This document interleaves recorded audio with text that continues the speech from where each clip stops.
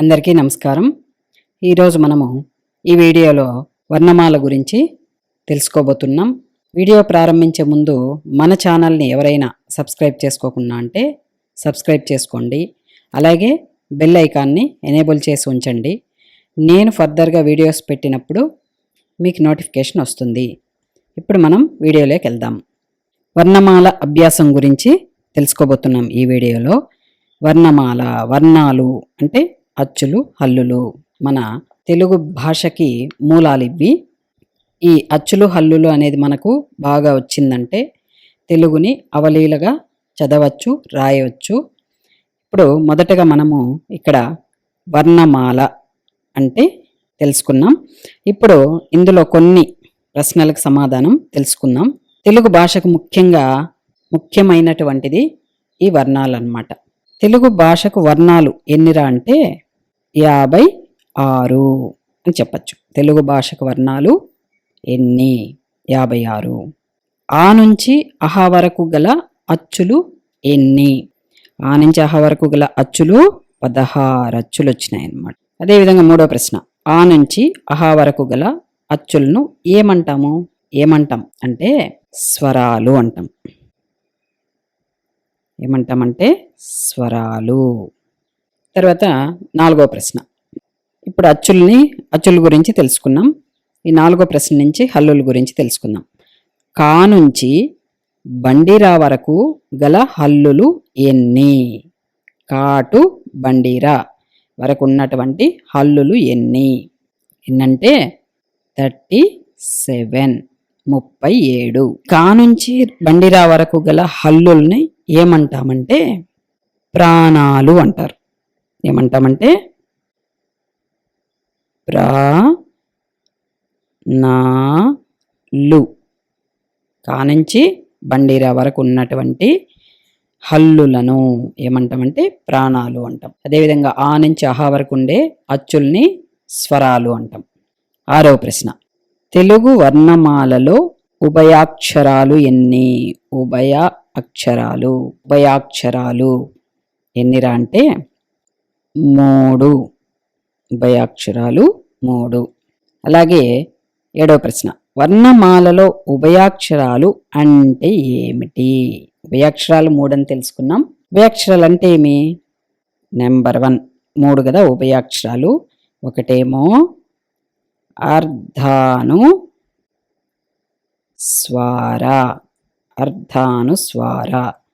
అంటే అరసున్న అని అర్థం.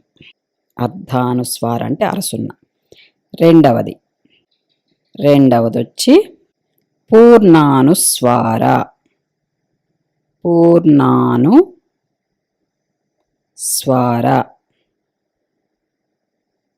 అంటే నిండు సున్న.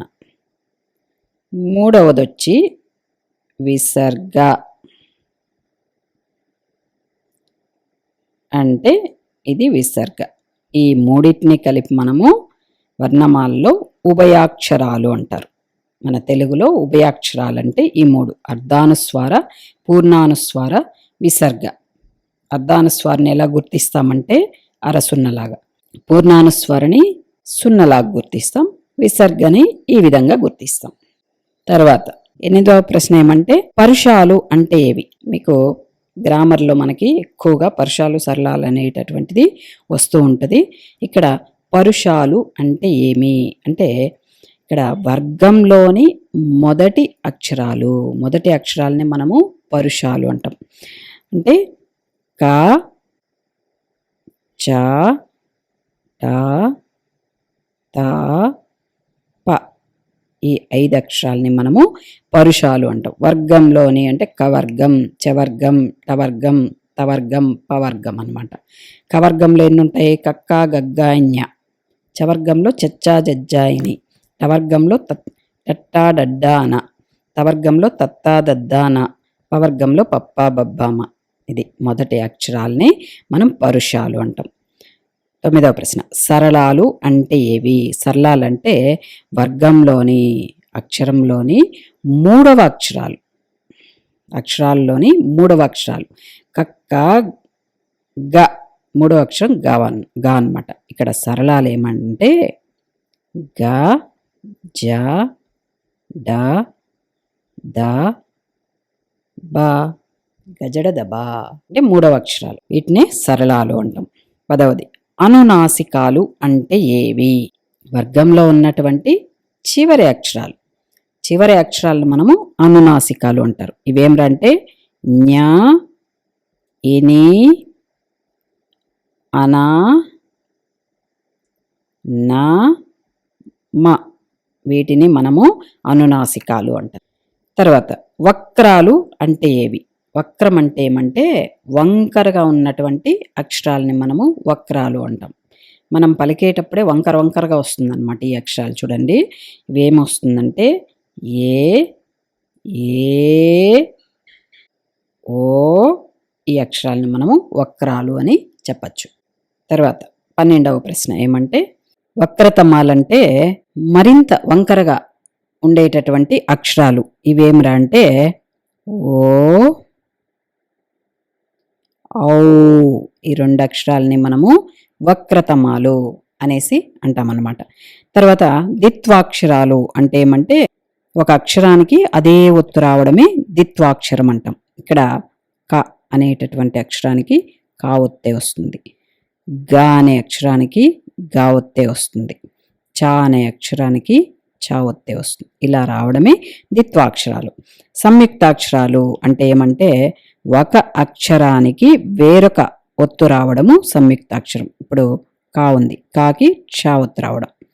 అలాగే గాకి మా ఒత్తు రావడం, చాకి నా ఒత్తు రావడం. ఇలా వేరు వేరు ఒత్తులు రావడము సంయుక్తాక్షరం అంటాం.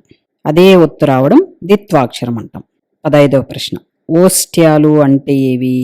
ఒకసారి ఆలోచించండి. ఓష్ట్యాలు అంటే ఏమో మీరే చెప్పాల. అంటే ఇక్కడ ఓష్టం అంటేనే పెదవి అన్నమాట. పెదవుల సాయంతో పలికేటటువంటి అక్షరాలని మనం ఓష్ట్యాలు అని అంటాం. పెదవుల సాయంతో ఏమేమి అక్షరాలు పలుకుతామంటే ఓ, ఓ, ఉ, ఊ, అలాగే ప, ఫ, ప, ఫ, బ, భ, మా. ఈ అక్షరాలన్నీ మనము ఓష్ట్యాలు అంటాం. ఇవన్నీ కూడా మనము పెదవుల సాయంతో పలుకుతున్నాం. ఓష్టం అంటేనే పెదవి. పెదవుల సాయంతో పలికేవి.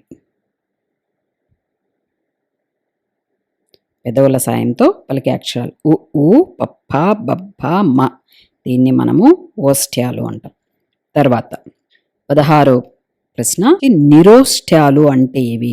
పెదవుల సాయం లేకుండా పలికే అక్షరాలు అన్నమాట నిరోష్ట్యాలు అంటే. వీటికి ఏమేమి వస్తుందంటే ట.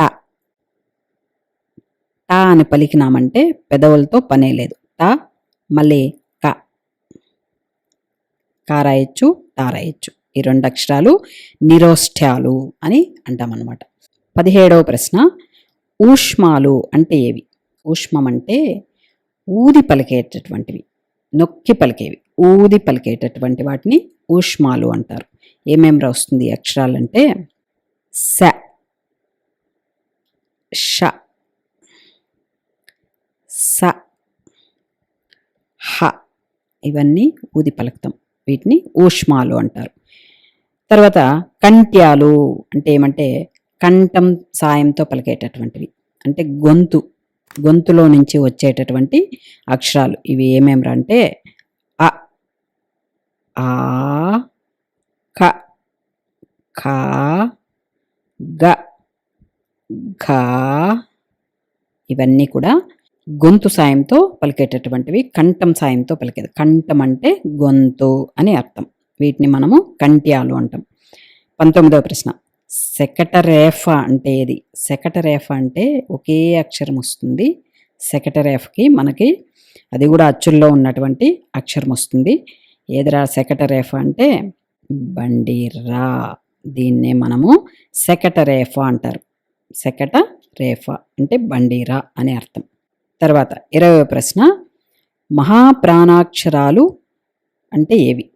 మహాప్రాణాక్షరాలు ఏవేవిరా అంటే ఒత్తులున్నవన్నీ మహాప్రాణాక్షరాలు.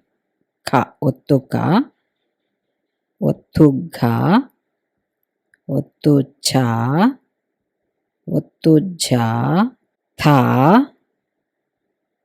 థ, ధ, ప, భ ఇవన్నిటిని మనము మహాప్రాణాక్షరాలని చెప్పవచ్చు. తర్వాత దంత్యాలు అంటే దంతం అంటేనే పళ్ళు అన్నమాట. పళ్ళతో పలికేటటువంటి అక్షరాలు ఏమిరా అంటే త, థ, తత్థ, దద్ధ, తత్థ, దద్ధ, నా ఈ 5 అక్షరాలని మనము దంత్యాలు అంటాం. దంతాలతో పలికేటటువంటి అక్షరాలు ఇవి. కాబట్టి దంత్యాలు అని అంటాం అన్నమాట. ఇంతటితో ఈ వీడియో పూర్తయింది. ఈ వీడియో కనుక మీకు నచ్చినట్లయితే సబ్స్క్రైబ్ చేయండి, లైక్ చేయండి, మీ ఫ్రెండ్స్ అందరికి కూడా షేర్ చేయండి. ఈ వీడియోలో ఏమన్నా మీకు డౌట్స్ ఉంటే కమెంట్ సెక్షన్లో కమెంట్ చేయండి. నేను తప్పక రిప్లై ఇస్తాను. Thank you.